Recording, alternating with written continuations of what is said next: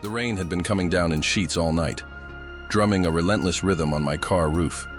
It was past 2 a.m., and honestly, I was ready to call it. Then, a final ping. A long ride. To what looked like the absolute middle of nowhere. Fine, I sighed, rubbing my eyes. One last one. The passenger was a young woman, maybe early 20s, wearing a simple dark coat. She barely spoke, just mumbled her name when she got in, then stared out the window, occasionally offering a quiet, up ahead on the left, or just past that big oak. Nothing weird, just quiet. I appreciated it, actually. Less small talk for me. The GPS eventually directed me off the main road, onto a gravel path that wound through what looked like forgotten farmland. The kind of place where old barns leaned precariously and overgrown fences marked property lines that probably hadn't seen a soul in decades. The rain eased to a drizzle, but a thick fog was rolling in, clinging to the skeletal trees. Finally, she said, "Here." I slowed, peering through the mist. Here. It was just a field, or what used to be one. Muddy, churned up earth, with a single, colossal oak tree standing like a sentinel in the center. Its branches, gnarled and ancient, were silhouetted against the hazy glow of the distant town. No house, no lights, just the tree. And the fog. "Yep, just here is fine," she confirmed, her voice oddly flat. She pulled a few crumpled bills from her pocket, exact fare, and handed them over. No card, no app payment. Old school. Okay. She opened the door, a blast of cold, damp air filling the car. "Thanks," she said, her voice barely a whisper. She stepped out, pulling her coat tighter around her. Then she started walking. Not towards the road, not towards some invisible path.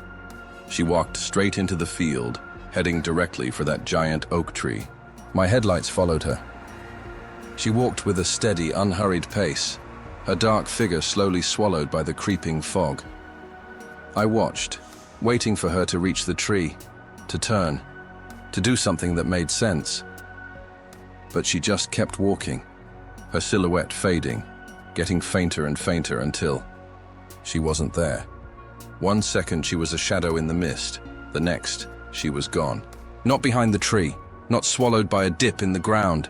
She just dissolved, like she was never really there at all, like a puff of smoke. My breath hitched. "What the?" I leaned forward, straining my eyes. Nothing. Just the vast, empty field, the ancient oak, and the swirling, hungry fog. My heart hammered against my ribs like a trapped bird. My hands, suddenly clammy, gripped the steering wheel. I threw the car into park. "Hey!" I shouted, my voice sounding ridiculously small in the vast quiet. No answer. "Hello?" Still nothing. I fumbled with the gear stick, spun the car around, and drove slowly, headlights cutting through the fog, trying to retrace her steps. I rolled down the window, the damp air hitting my face. I squinted, scanning the field, the base of the tree. Nothing. Not a single footprint in the mud, not a ripple in the fog where she'd been. It was like she'd never gotten out of my car. Panic, cold and sharp, clawed its way up my throat. My brain screamed impossible. I drove in slow circles, even got out and walked a few paces into the field, calling her name. The only sounds were the drip of water from the leaves and the frantic pounding of my own blood in my ears. She was just gone. I ended the ride, my finger trembling on the app. The ride history listed her name, the pickup, the drop-off, but it felt like a lie. I didn't sleep a wink that night.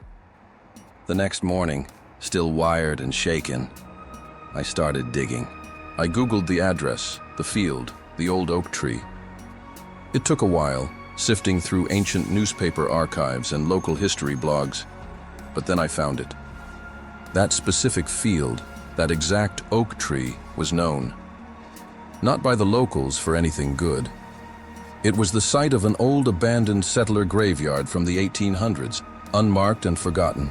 And more chillingly, There were whispers, vague but persistent, of a young woman who vanished from that very spot during a sudden thick fog in the late 1800s. She'd been walking home from a nearby farm and simply disappeared, never found. The pieces clicked into place, cold and sharp. The obscure location, the old-fashioned payment, silence, the impossible vanishing. It wasn't just a strange Uber ride. I hadn't just given a lift to a person. I'd driven something out of the fog and dropped it back where it belonged. And the thought of it, of picking up something not entirely corporeal, still makes my skin crawl. Every late-night ride now, I glance in the rearview mirror just to make sure no one else is fading away.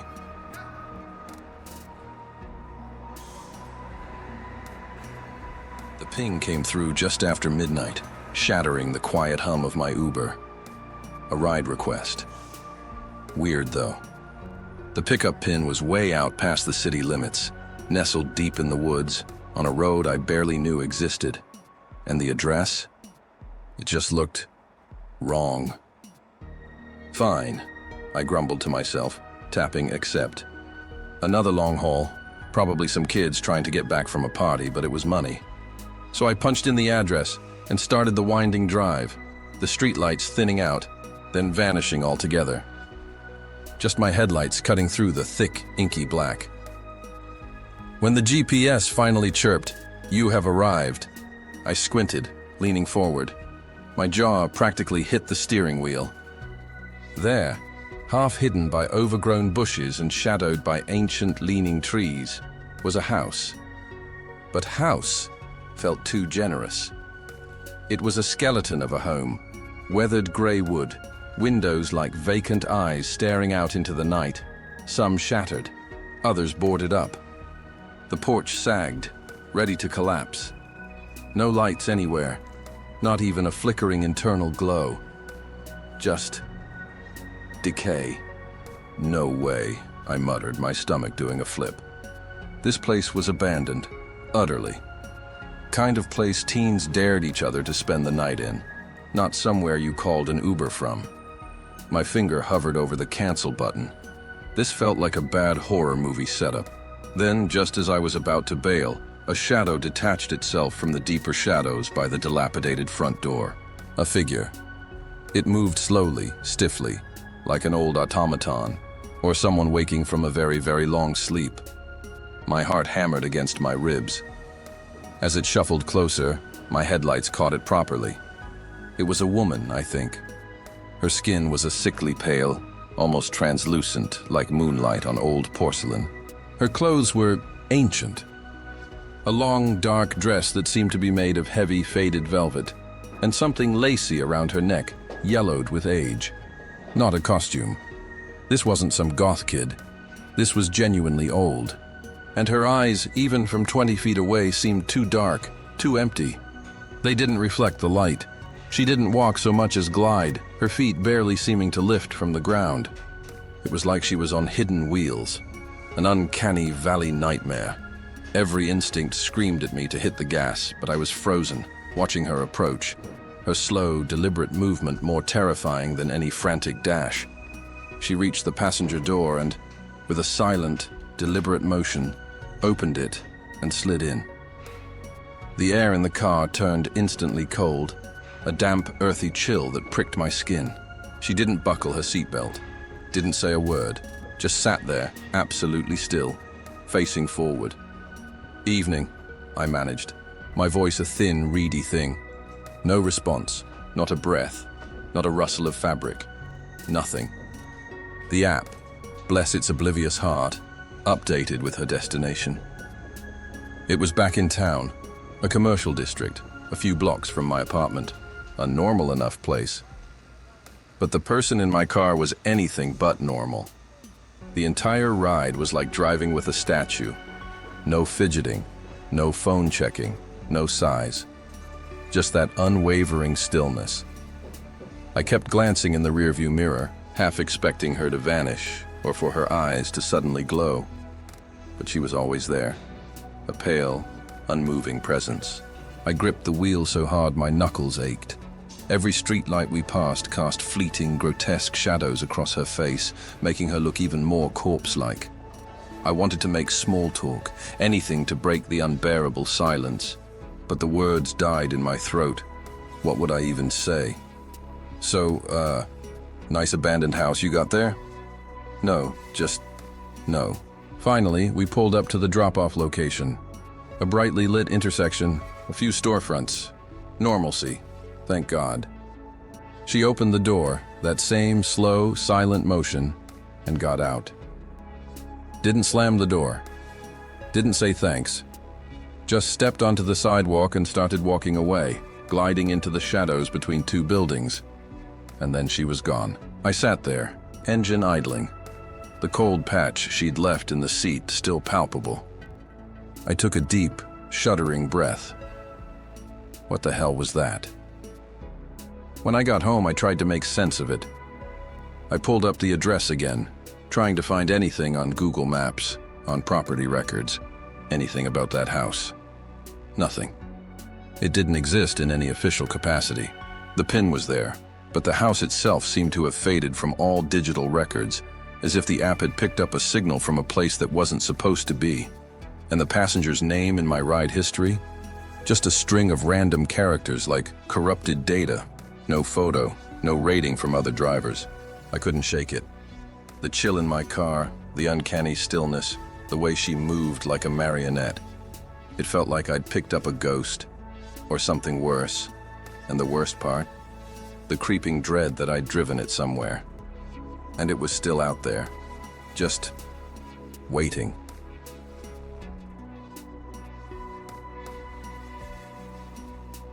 The clock glowed 3:07 a.m. on my dash. My last fare of the night, a silent older gentleman, had just hopped out at his suburban house. The rain had finally let up, leaving the street slick and gleaming under the sparse sodium lamps. I rubbed my eyes, stretched a kink out of my neck and pulled away from the curb, ready to head home. Bliss.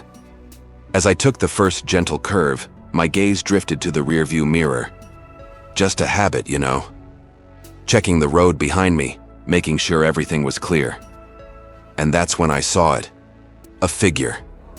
It was slumped in the back seat, right where my passenger had been moments before. A dark, indistinct shape, like a smudge on the glass, but too solid to be a reflection.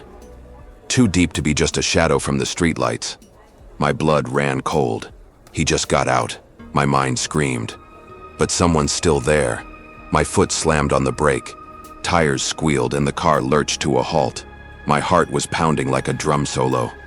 What the hell? I muttered, whipping my head around. The back seat was empty. Absolutely perfectly empty. The beige upholstery was smooth. The seatbelt still neatly tucked away. No shadowy figures. Nothing. I blinked, hard, shook my head. You're tired, buddy, I told myself, trying to laugh, but it came out as a weak, strangled cough.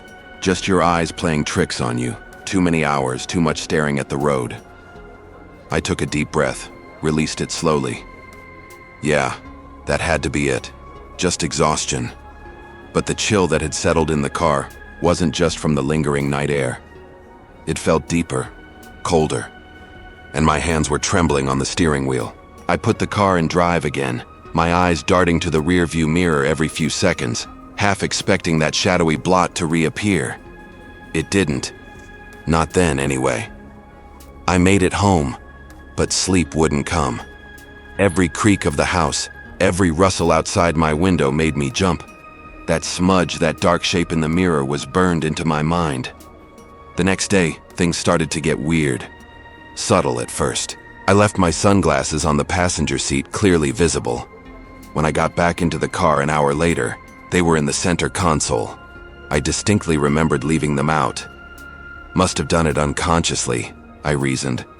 But a prickle of unease snaked up my spine. Then a few days later, during a daytime ride, I felt a distinct, sudden drop in temperature in the car, even though the AC was off. It was like someone had opened a freezer door right behind me.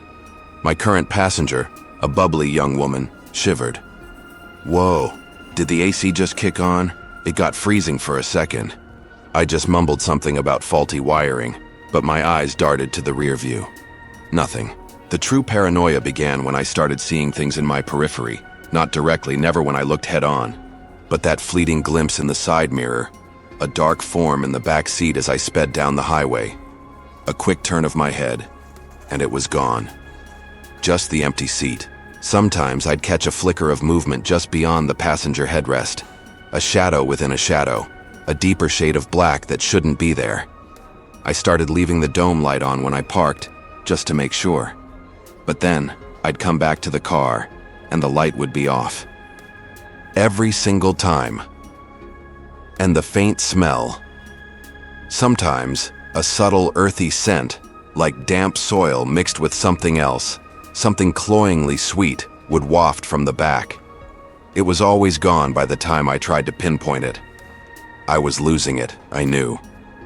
Talking to myself, muttering under my breath, my nerves frayed.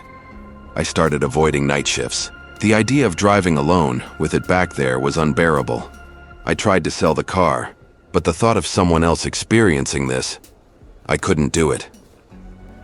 One evening, I was driving home, the car empty except for me. The sun had just dipped below the horizon, painting the sky in fiery oranges and purples. I glanced in the rearview, almost automatically, and this time it wasn't a smudge or a fleeting glimpse. It was clearer. Indistinct, yes, but undeniably there. A seated figure, head slightly bowed, a dense, swirling darkness. Not quite human, not quite solid, but unmistakably present. My breath caught in my throat. I squeezed my eyes shut for a second, then snapped them open. Still there. Just watching. Not with eyes, but with a silent, heavy presence that pressed down on me. It wasn't menacing, not overtly. Just there. A permanent passenger. I didn't stop. I couldn't. I just drove, the silence in the car no longer empty, but filled with the silent, heavy presence of my unwelcome hitchhiker. I knew then. It wasn't a trick of the light, or my tired brain. That night, weeks ago, when that last passenger got out, something else had slid in, and it had stayed. My car wasn't just my ride anymore, it was its car now too, and I was just the driver.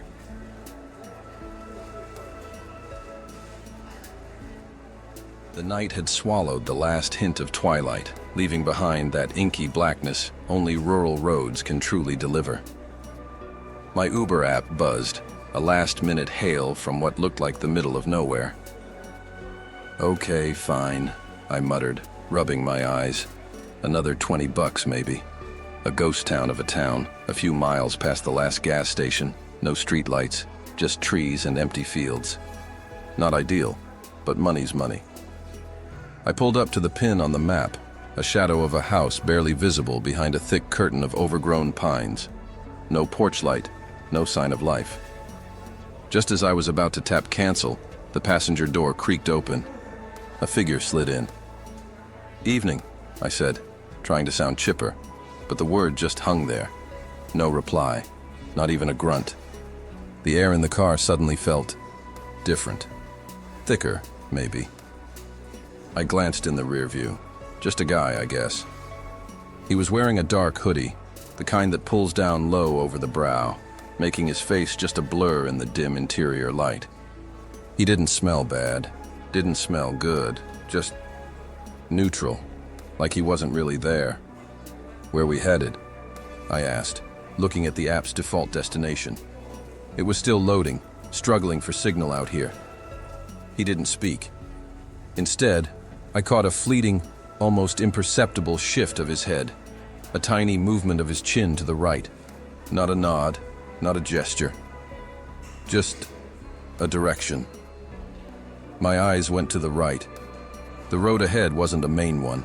It was a winding, barely there track that looked more like a deer trail than a public thoroughfare. My GPS finally pinged, a chirpy female voice announcing, "Turn left ahead." I hesitated, my hand hovering over the wheel. "App says left," I said, a little too loud. The passenger's head subtly shifted again, this time to the right, a fraction of an inch more insistent. My gut screamed no, but my brain, exhausted from a long shift, thought, maybe he knows a shortcut. Locals always do. I turned right. Immediately, the road narrowed. Potholes emerged from the gloom like hungry mouths. Branches scraped against the car's side.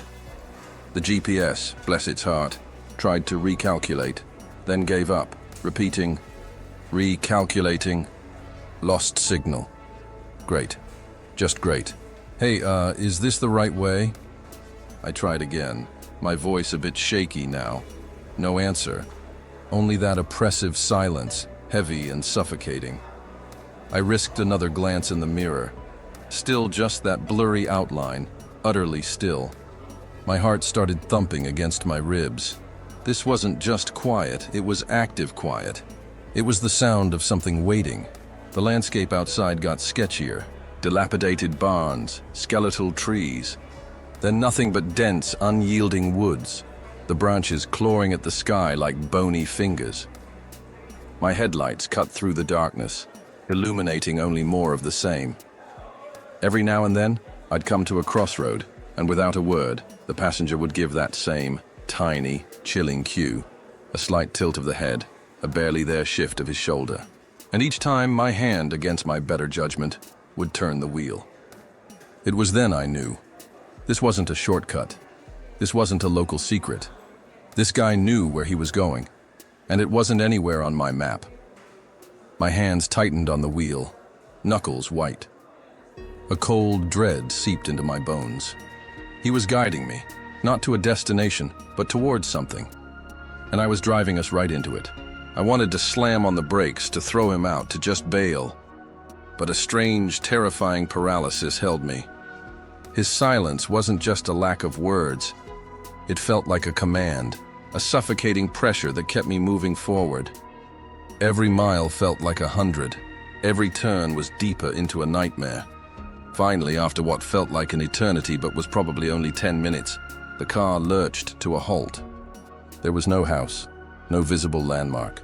Just a small, deeply shadowed clearing, ringed by ancient, towering trees that seemed to lean in, whispering. The air here was heavy with the scent of damp earth and something else, something metallic and old.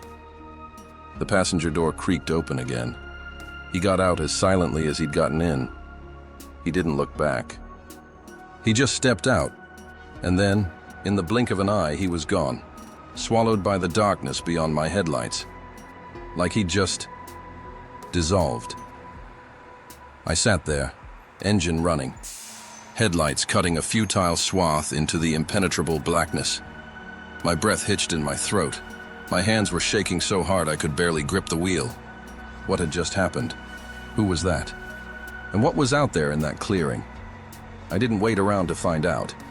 I slammed the car into reverse, tires spitting gravel, and sped back the way I'd come, not caring about the potholes, not caring about anything but putting as much distance as possible between me and that place. I never picked up another passenger from that part of the county again. And sometimes, late at night, when the silence in my car gets too heavy, I swear I can still feel that subtle shift, that silent command, guiding me towards a place that isn't on any map.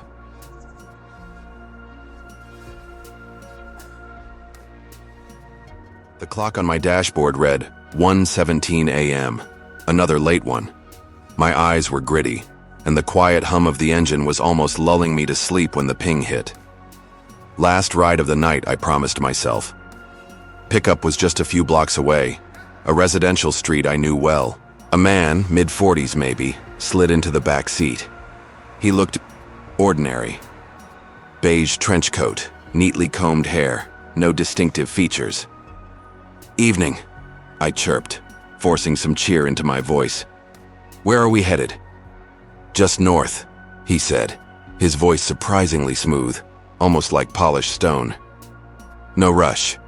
He gave me an address, a pretty upscale part of town. Standard. The first few minutes were typical Uber silence, just the gentle swish of the wipers against the drizzle. Then, he spoke. "Rough night, huh?" he began, a casual enough opener. "Looks like you've been on the road a while, skipping dinner to get these last few fares in, I bet." I chuckled, a bit surprised. "Yeah, something like that. Just grabbed a coffee earlier trying to push through." He hummed, a low, thoughtful sound. "Ah, The usual double espresso with almond milk, I see. Bit of a comfort, that. Especially after the week you've had with the leaky faucet. My stomach dropped. I gripped the steering wheel a little tighter. Excuse me? Oh, just an observation, he replied, still calm, almost serene. Seen a few drips on your shoes, figured. And the espresso, well, a man needs his caffeine, right? Especially when he's dealing with distractions at home. My jaw was practically on the floor. The leaky faucet just started dripping this morning. And the almond milk espresso? That was my secret guilty pleasure. Something I only ever made at home. No one, absolutely no one, knew about it. My throat went dry. How did you know that? I stammered. He simply smiled, a thin, unsettling curve of his lips in the rearview mirror. Oh, people tell you things. You pick up on patterns. Like how you always take that slightly longer route to avoid the left turn onto Main Street, even late at night, because of that fender bender last month. A cold dread seeped into my veins. That fender bender was minor, barely a scratch, and I'd only told my partner and my insurance company. The details were locked away, private. My heart started pounding, a frantic drum solo against my ribs. This wasn't some random guess. This was specific. This was wrong. Who are you? I demanded, my voice barely a whisper. The previous cheer completely gone. He chuckled softly. Just a passenger. Like you, I observe. And I listen. His eyes, dark and unwavering in the mirror, seemed to bore right into me. It's a tough job, isn't it? He continued, his voice dropping just a fraction, a low, conspiratorial tone. Always picking up strangers, driving them into the night, never knowing who or what you're really carrying. I tried to swallow, but my mouth felt like sandpaper. The silence that followed felt enormous, pressing down on me. I kept my eyes on the road, but every fiber of my being was screaming. Then, he leaned forward, just slightly, his voice a chilling whisper that cut through the rain. Especially when you know who's next. My blood ran cold. Next? Next for what? My mind raced, grappling for a rational explanation. A prank? A psycho? My foot twitched on the brake. I wanted to pull over, demand he get out, but a primal fear kept me glued to the seat, just driving, driving, driving. He straightened up as if nothing profound had just been said. Here's fine, he announced, his tone back to that normal, polished stone. I pulled over automatically. It was a dark, deserted stretch of road, just a few trees and a patch of sidewalk. Nowhere specific. He opened the door, got out, and then, without another word, without a backward glance, he vanished into the shadows, like he'd evaporated. I sat there, engine idling, the air in the car suddenly heavy and cold. My hands were shaking so hard I could barely shift into drive. You're next. The words echoed in my head, a chilling mantra. The next few days were a blur of paranoia. Every notification on my phone felt like a summons. Every unknown number, a threat. I found myself checking my rearview mirror constantly, expecting to see him there watching. I even pulled up my ride history, but his name was just a string of generic characters and there was no photo. It was like he'd never existed, except for the cold knot of fear in my gut. Then, the coincidences started. My car's check engine light, which had been off for months, flickered on just as I was passing the gas station I always used. A rare coin from my small collection, one I hadn't touched in ages, turned up face down on my pillow. And then, the real gut punch. A few days later, a news report about another Uber driver, found disoriented and confused miles from their last known route. Nothing specific, no details about a conversation. But the location, the timing. I quit driving Uber a week later. The thought of picking up another stranger, of opening my car to the unknown, was unbearable. He'd stolen my peace of mind, replacing it with a creeping dread that still settles over me, especially late at night. Sometimes, when I'm alone, I still hear that voice, smooth as polished stone, whispering, "You're next." And I have no idea if he meant me or just the next unsuspecting driver. But I'm not taking any chances.